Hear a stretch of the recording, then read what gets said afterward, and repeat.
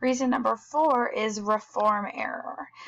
When you get out of prison, it's really difficult to get a job because that's on your record. And the United States has had a really difficult time, and we've done a bad job at putting into place programs that get people out of jail, get them jobs, and get them contributing to society and bettering their own lives again. Reason number 5 is the privatization of prisons. If you look on this map, Louisiana has the highest number of incarcerated people.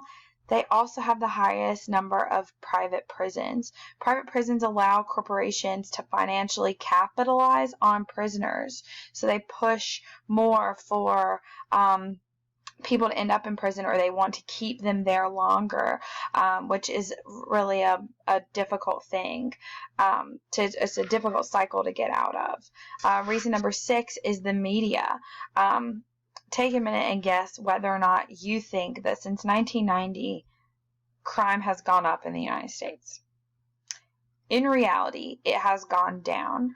Now, the reason why overwhelmingly most Americans would say it's gone up is because that's what the media reports. They report crime, specifically violent crime, and that morphs people's perspective, and it makes you think that the crime rate is up and that we need to crack down on crime. So we put more money and more resources into law enforcement, into cracking down on drugs, into hiring DAs who will give out longer sentences, into electing judges who will give out longer sentences and things like this. But in reality, we don't necessarily need that. And the last reason number 7, is just that we have a stable government, so some of that sort of comes from it. If you think, no, not if you think, but in reality, there's no way that there are more crimes taking place in the United States than in Mexico. Let's just think about that. Do you really think there are more crimes happening in the United States than Mexico? Absolutely not. But the Mexican government is like an absolute, it's a joke, basically. It's run by the criminals, and it's run by the cartels and gangs and things like that. And they're literally just not even capable of actually arresting people and putting people in prison at a rate where they need to be. So because of that, their incarceration rate will be lower than ours. Does that mean their crime rate is lower than ours? Absolutely not. So that's sort of another reason. All right, Trump's first 100 days. We just closed out on it, so let's reflect. A lot of things that have happened. Really, the biggest is that he has appointed, and the Congress has confirmed, a new Supreme Court Justice, Neil Gorsuch, to the Supreme Court. So that's definitely a good thing in terms of the fact that our Supreme Court is just whole again. That's necessary. We won't have ties anymore. He did fail at repealing and replacing Obamacare, but that's still in the works, so we'll see what happens. He's been working on renegotiating NAFTA.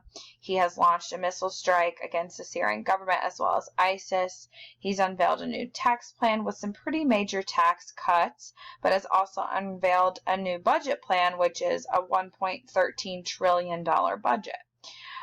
Stocks are up compared to this time last year, and unemployment in April alone, we saw over 200,000 jobs created when the sort of goal was only 100,000. So our unemployment rate has actually fallen to 4.5%, which is really great.